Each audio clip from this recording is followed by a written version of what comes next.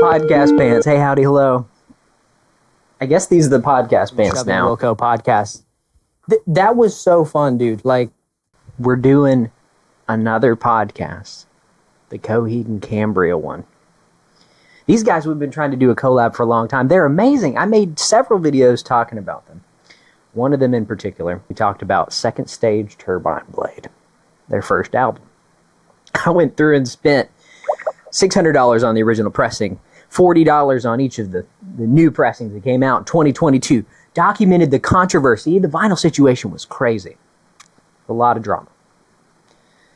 Covered the Vaxxus 2 variants. And today, we're going to talk even more about this album. We've been trying to do this for a while, and Devin's been great reaching out, so I'm excited to finally meet him, talk to him, and what else? Sip my tea, log into Skype. It's really interesting how close this podcast has been to the band, to the music. Claudio Sanchez, the singer of Coheed and Cambria, has been on the pod. Got the themed lighting, that same accent color as the cover. You know, we're just vibing to it. If nothing else, I think these guys are fans who really love this stuff, but just love a variety of good stuff. So let's get nervous for public speaking together, you and I. What's up? There she is. What's Hi. up? How's it going? nice to meet you. I'm Mark. Hi, I'm Beth. 5 pages of notes This guy's prepared. about this little record here, and then I'll bring it back into. And you're listening to the Goddamn Gazette. We'll take a little break for the intro music, and then we'll get started. So, without further ado, reporting in from Sector 11, I'm Devin. I'm Mark. I'm Beth. And you're listening to the Goddamn Gazette. We have yet to do an album discussion, which may be a little bit longer than our typical episodes. Thank you both so much for joining the Goddamn Gazette. I'm so happy to be here and share this space. The fact that I'm here, super cool. Appreciate it, man. Thanks for having me, Devin. Well, of course. So, Mark, first, we got to know, what are your top 3 Coheed songs? What is your favorite Coheed album? Welcome Home. Got me. I mean, that's, to this day, it's my number one. And then every time Favorite House Atlantic comes on, I'm back in that space. That's probably my number 2.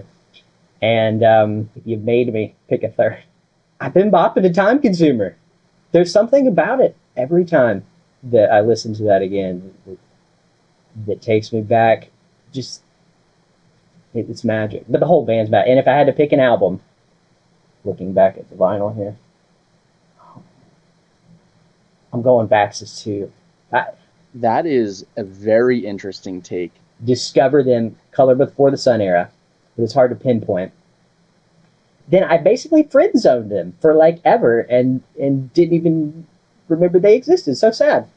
And I had a friend named Matty Kroll, shout out, bought a guitar from him. He's like a Sweetwater employee.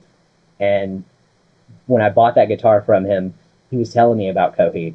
So direct recommendation from him. I was like, okay, I'll give it a shot. They sound cool. And they got comments. Okay, that's cool. Yeah, like, so casual.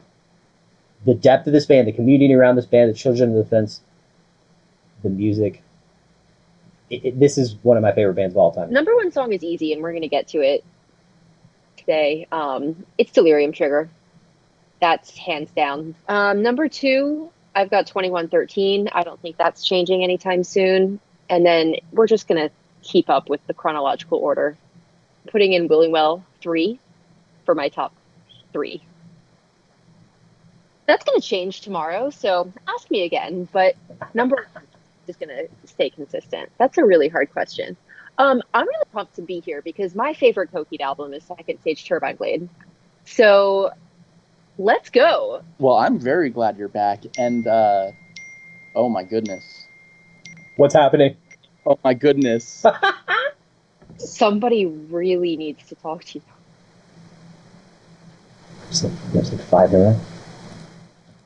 You know what, I was going to say something too when you said that, Beth. That's so funny that we had a very similar experience, like even friend recommendation. I think we're not the only ones who are like this too. I think you're totally right. I have no idea what just happened with all those messages. They kept coming the whole time that I was muted. I think it just kicked in, that messenger opened in. But anyway. They don't stop coming. They hit the ground running. So much to do, so much to see. All right, and that's been another episode of the Goddamn Gazette. See you guys. Yeah, peace out. The last All Things Coheed podcast, not to bring all that stuff up, but like I think you had like a notification, Discord notification that was popping through. You know what I'm talking about? All right. It's really not. I gotta mute this Discord because if it's pop, I could hear it. I love the Hail the Sun Discord because it's very active and like, but it's very active and like. True. Mute server until I turn it back on. Jeez. Anyway. Yes, it's like my curse. I'm cursed. So with that, today we are going to be talking about the second stage Turbine Blade. There's a video someone put together of like, you know what I'm talking about, where they show the cross references of several of the different themes. What's crazy about that video is it is specifically 21 minutes and 13 seconds. Stop. You have to send me that. I don't know what you're talking about. It is a labor of love for sure. This little motif. This was the first thing that tipped me off to Coheed being a concept band and making concept records. When I realized that this little tune came back up in the next couple albums, I was like, oh. Absolutely. That video will like really tie in so many crazy things. This is the one. So that brings us into Time Consumer. The first like real Coheed song. It doesn't feel like it's 6 minutes because it has so many cool things that happen to keep you engaged. And what is a it strong... 6 minutes? Yeah, it's almost 6 minutes. I looked at that. No it's like way. 5 something. Yeah, 5:41 on Spotify. Crazy, right? I didn't realize that. That tracks. The coolest thing about this song for me, sticking with the concept, is just when it comes back in 2113. Just, I love Coheed and Cambria, yo. I also just think about how many people have tattoos that say pain is only a pulse. You know, when you... I was going to ask, like, if you guys had a favorite lyric from that song in particular. I mean, there's so many. Mine would probably be grab onto my sleeve, the one that grabs at your ankle. My first tattoo was obviously a Coheed tattoo, and it is a second stage dragonfly. I went for like the literal ankle tattoo for second stage. I love it. Yeah, that's so perfect. Almost like playing 4D chess. Debate to understand that we all have a flaw, then fail to represent your life as you know it. Dude, there's so much depth in this song. I think that's what I appreciate about it personally. Our solo on it is ridiculous. Like having Dr. No of the Bad Brains to be on your first song really is just such a flex. Such a flex. Amen. You say it holds up well. I think the next song doesn't hold up as well. We're going to fight. Devil in Jersey City. Need I say more? I don't want you to because I'm not going to like it. I'm going to fight you on this. Listen, I like this song. I don't like dislike it. It's just not my favorite Coheed song. I agree. I do have thoughts. It's hard. I don't like to nitpick. I've heard Claudio also admit that, you know, it is a little like convoluted in what he was thinking. It was a kid trying to figure it out. The band didn't know each other that well at this time in Coheed's history. So maybe that's more of its flaws, because I will say musically, I still think it's strong. Do y'all remember this music video? I don't know. When they're in like the warehouse? Yeah, it's just the band playing, like very early 2000s. Crazy shots, just like band playing, but then some lady and like a dude with scars and then doctors. Like it's so Coheed-esque, but it's so early. I miss like the crazy Coheed music videos, like the Suffering video. What was that? Dude. What was that? Mermaids? Centaur? I think that music video turned me gay, actually. Devil in Jersey City does what Coheed does best, and it subverts your expectations of what you think is going to happen with the song and what actually happens with the song. Then you get catapulted into the next song, Everything Evil, that introduction. It's not no there's like I can't even replicate it with my mouth. Probably one of the best moments of a live show. The lyrics: blood hungry, cannibalistic, unfit family time. A series of knocks Paul's head side with the drums and bass building on it. Oh man. But when you hear Claudio sing this live, he does one of my favorite Claudio-isms, and he goes, "Yamongst," and I just die. Like, it's just so sick. Variety again. How can people not see like how they're giving you your money's worth? That's so good. Already the fourth song, the third like real track that's not instrumental, you're like introduced into these things that are going to be themes through the rest of the discography in terms of the Amory Wars narrative. Would you run down past the fence? Like, the questions that he poses are just the science fiction jargon, but it's like, damn, I feel that. I don't know what a fence is. I mean, obviously I know what a fence is, but like, the fence? What? And then we get what we will come to know as the ring and return to end out on this song. And that's like a massive theme as well. Go listen to the ring and return and then listen to the broken. It's mind-blowing. It's actually crazy. Money's worth. Money's worth. But moving from mind-blowing to chest-bursting, and as an homage to Alien, we are talking about Delirium Trigger. Yo. Take it. This is your song, dog. This is the best Coheed song ever. This is the best song ever. Lyrically, sent me inwards. And that made me realize how music can help you be introspective, can help you process. Like, I found this song as a pubescent girl who was dealing with emotions that it was like I finally understood. Oh, I feel like a horse on a carousel. It's not screwed in and it's just spinning and spinning and spinning and it's going to lose control. I was like, wow, there's a way to express yourself. Damn, Beth, that was beautiful. That was really well composed. Like, I didn't even prepare that. No, you could tell that was just like straight from the heart, and like I don't even have words to like bounce off of that, because that was Coheed made me feel as I was discovering them, and like they put words into stuff that I was like, I'm riding the bus to high school, and this dude is talking about aliens, and yet I get it. I understand. I think another lyric like that in this song is, "Oh dear God, I don't feel alive." I don't feel alive. Oh. Pen thrown, pen drop. Oh my God. Do you think also that there's something to the strong melody in this? And we could reference other bands. Does this make you think of other bands? I think of At the Drive-In, like Relationship of Command, a little bit, not too much. But then, I mean, I don't know why, but like My Chemical Romance, maybe, and maybe his vocals. Do you want to? I'd be curious to hear your thoughts. 100% My Chem. 100% My Chemical Romance. I also got a lot of Thursday from this song. Shout out LS Dunes, by the way. Shout out LS Dunes, yes. Don't get me started. It's that early 2000s post-hardcore, like, the guitar, that opening guitar is like, you're locked in. And the lyric, the scare that triggers your fear, come know me in a different light now. I think it's kind of hopeful. Like you said, singing it when you sing it in a group setting together, and I think that there's hope. You don't have to feel alone in this feeling. It's really dark. Trigger feeling. This is a debut album? Are you joking? All in favor say I have like bangers. There's no two ways about it. Like the fact that some of these songs were bedroom recordings that just had some, work on them before getting sent to the masses.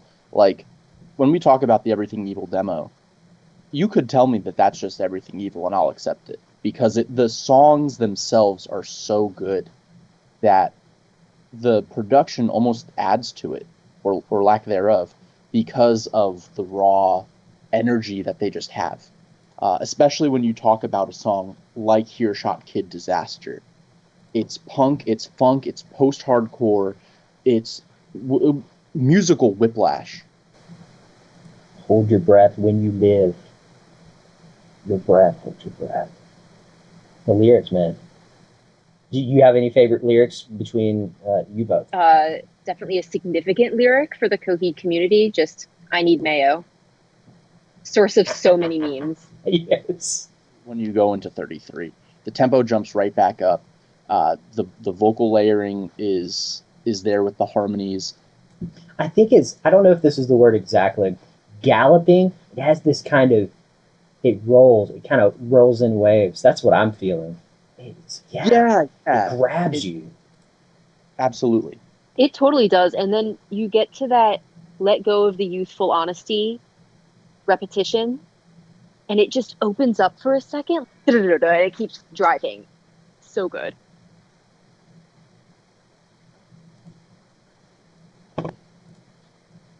Good morning, sunshine. Awake when the sun hits the sky.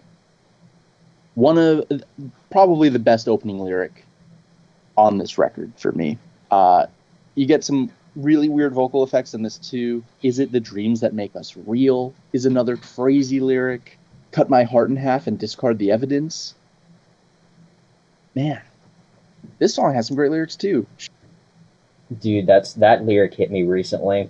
I don't like to get recent and personal, but like, you know how Coheed hits it at just times. I've talked to several fans, and it's like at that certain time in your life, maybe it's a breakup, maybe it's something you're falling in love, maybe there's the death in the family. There's so many personal, like, big life instances that happen, and there's that lyric in particular just hit me. Paper cut my heart in half and discard the evidence. Just had this deep, profound love and connection with somebody, and the fact that they were able to move on so quickly and just that sums it up. Paper cut my heart in half, discard the evidence like nothing ever. Oh, when it's yours, come send me the last half, doused in kerosene and torched in blazing blood bath.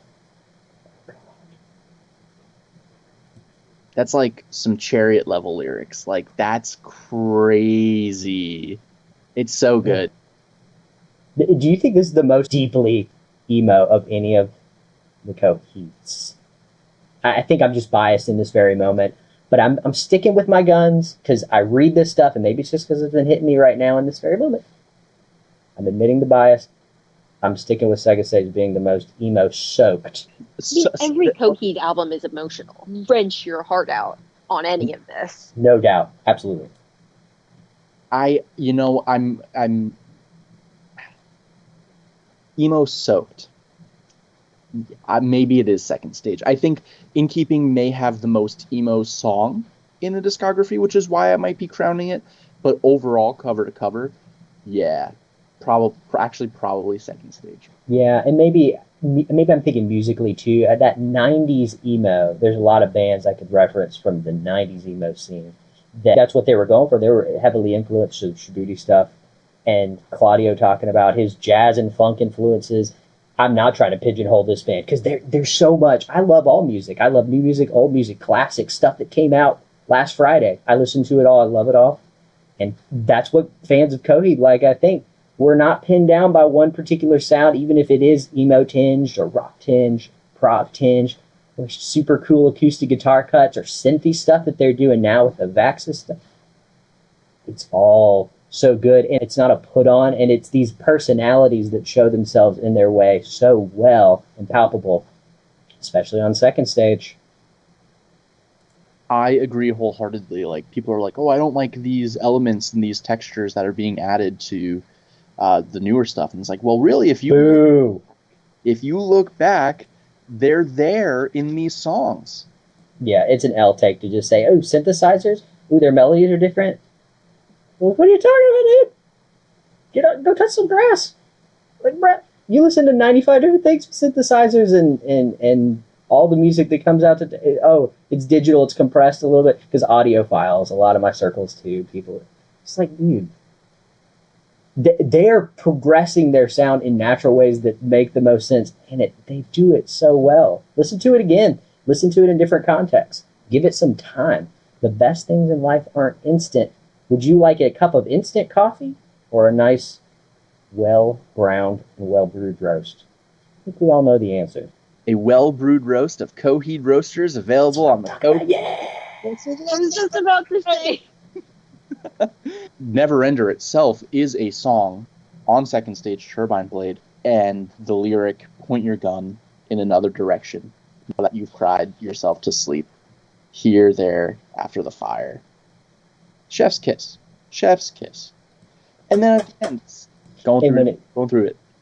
It slows down in the chorus a little bit to me. It's just a feeling, not really a tempo thing. And I just kind of put my hands up and sway. Like flashlight on, lighters up. I'm just like, dear mom and dad, and I'm there.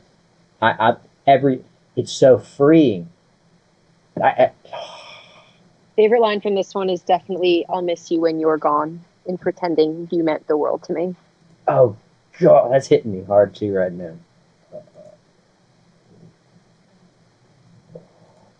I could talk a lot about the music too, but I think I got to give the bass award to that intro.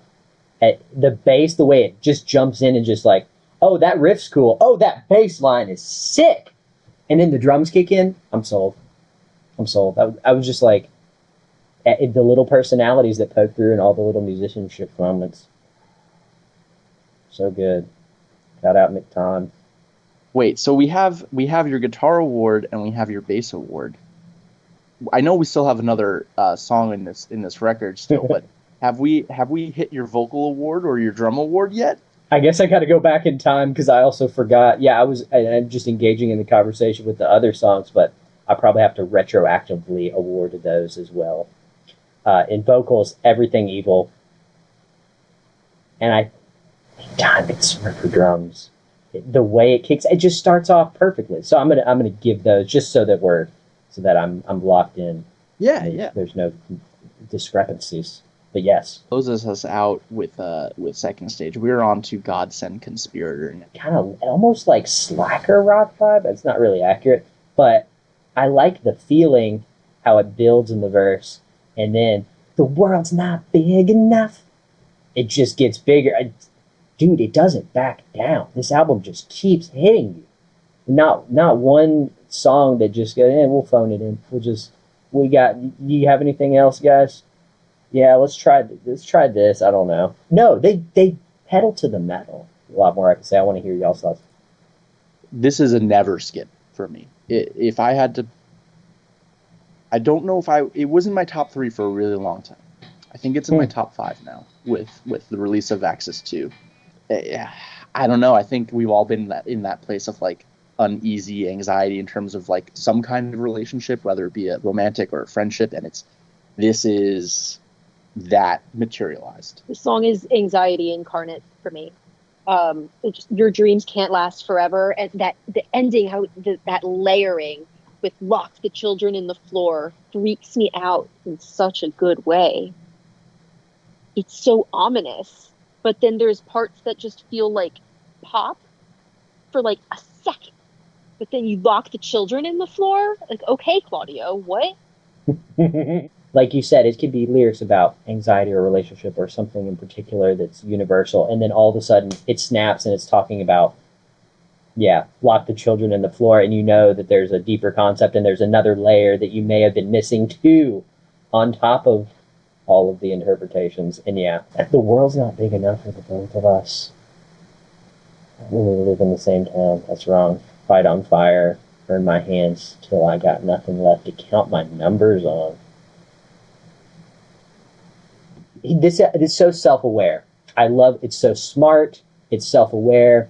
It's personal. You can tell there's something personal going on here. It's universal, but also personal and specific. How does he do it? How did the boys do it, guys?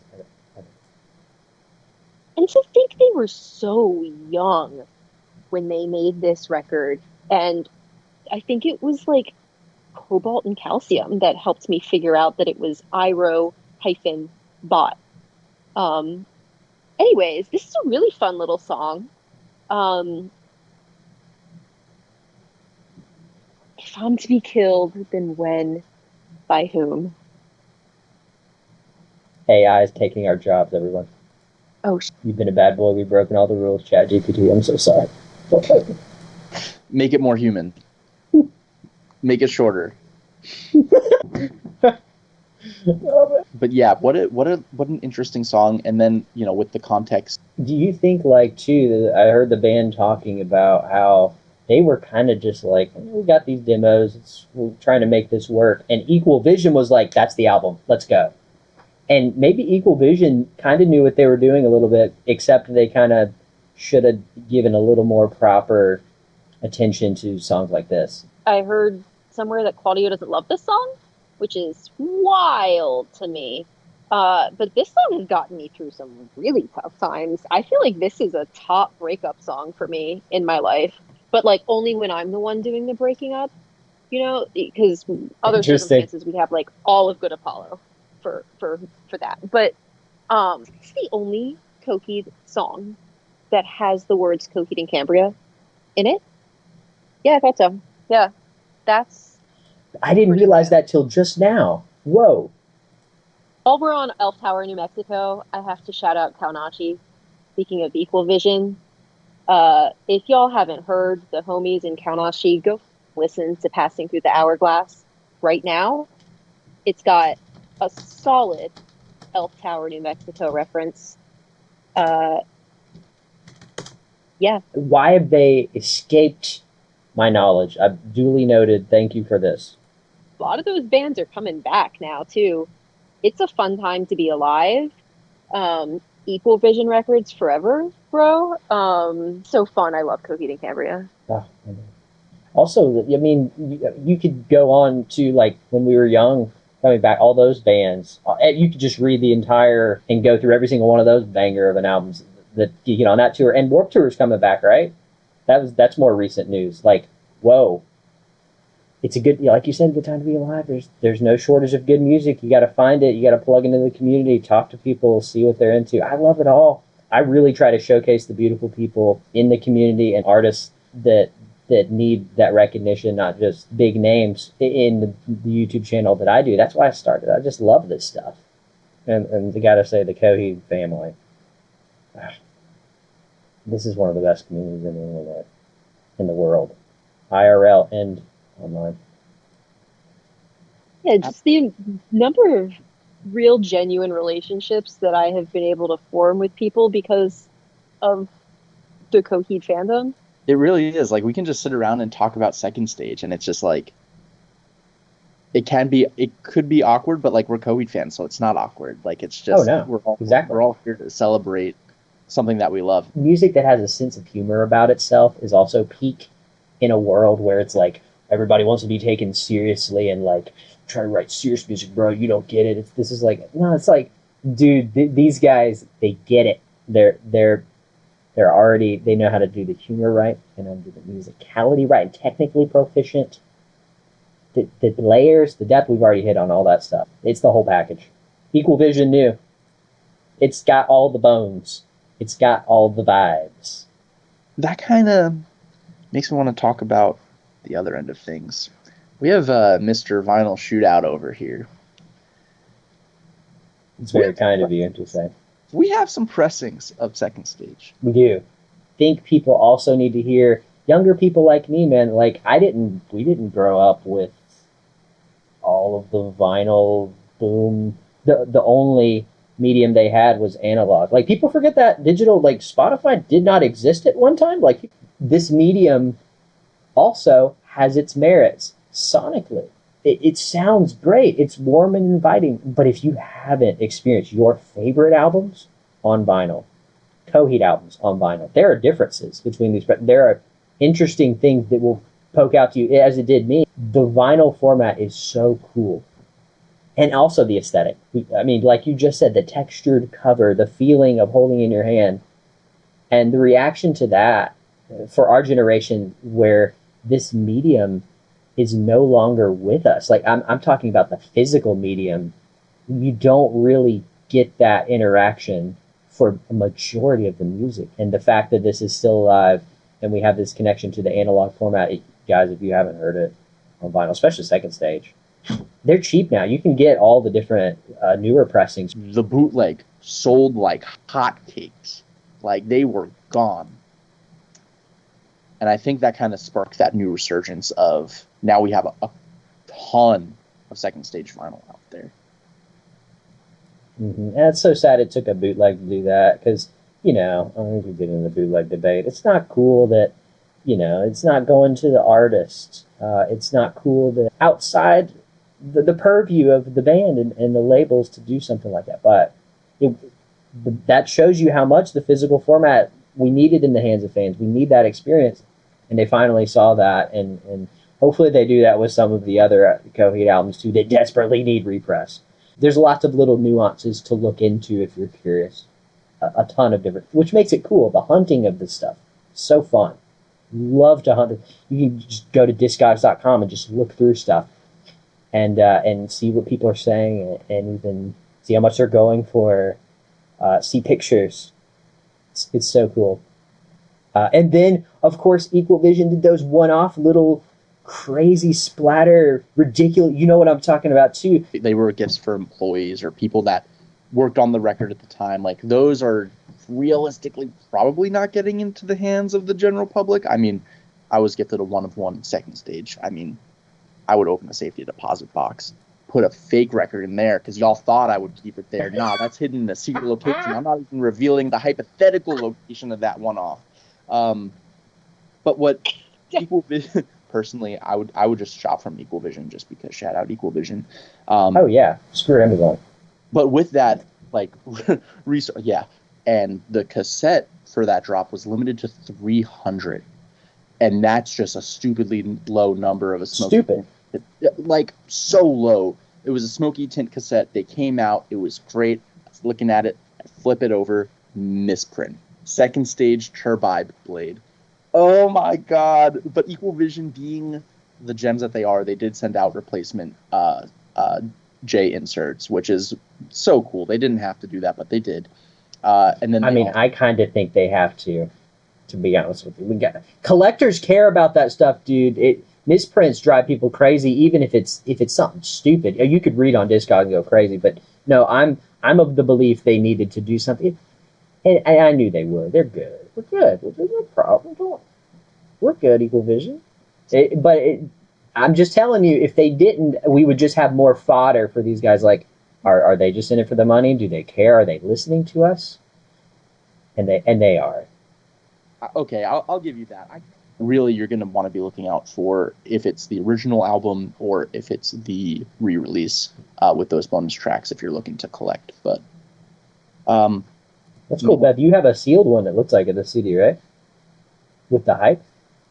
I do. This is a sealed copy that I think I bought from Tower Records. It still has the price tag on it. It was $12.99. I've never opened it. It is the re-release. So it's got the bonus songs. It's textured on the album cover. It's got a sleeve. Yeah, I'm never opening it.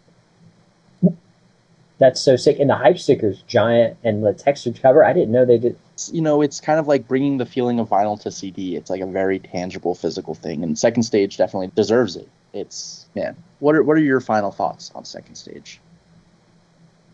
This is the best album ever. I love Coheed and Cambria. I love this album. I love you all. I have a story I could share that I didn't share about this album too. I went on a date to a record store date. It was fun. Just met a girl online. We go in. I'm friends with the record store employee. He comes in. We start talking about Coheed. He's like, "Yeah, we got the new Second Stage Turbine Blade vinyl. You want to hear?" I was like, "Oh yeah, dude, play it." So I'm with this girl I hardly know. He starts playing at the record store, flipping through crates, walking around, and she was not into it at all. And I knew she wasn't the one after that, but I ended up buying. I think I ended up buying that purple in keeping behind me that day. So that's kind of a memory of that moment in time of just vibing out hard to side A, Second Stage, and being around people who hate it. And they did get it, man. And she was also somebody who went to When We Were Young. She was like, she listened to all the bands. It was really kind of confusing why she didn't like it. She loved all the emo stuff. So what did she... We'll never know. But it's just funny. you got it. Like I said earlier, man, just sit with this album. If you don't get it yet, that's really all I gotta say. Other than like the fact I got to document this process and talk to so many wonderful people in the community from this particular album. I'm telling you, this community, S tier community on the internet. Beth, you said earlier that you don't do the tier list. S tier is above A, which is so the best community. Not to, mansplain it to you, but No, I straight up needed the explanation, so thank you. Yeah, totally agreed. S tier all the way, man. Yeah. Thanks, guys. This has been so fun. Y'all are great. Yeah, seriously, thank you guys so much for joining the Goddamn Gazette for this, our first ever album discussion for the second stage Turbine Blame. This was a lot of fun, and we'll definitely have to reconvene at some point to talk more. Please. But with that, this has been another episode of the Goddamn Gazette. I'm Devin. I'm Mark. I'm Beth. Over and out, Connecticut. We'll see you next time. Cool beans. So this will come out in December. It'll come out the second Friday of December. I love the vibe of that it feels kind of raw and conversational. I think people really gravitate toward that. And you're a podcast guy, so like, do you think like that's kind of the vibe too? Keep it as raw as possible. That's sort of the goal. Yeah, absolutely. I mean, I fully expect this to be like large chunks, no edits, aside from putting in the music. So cool. 2 hours of your night, but that's crazy. Time flies. Whoa. Yeah. I love Coheed and Cambria. It's just like Time Consumer being 6 minutes and us not knowing it. It's the same thing. Yeah, seriously. And Beth, what's up, cadet? I'll catch you later.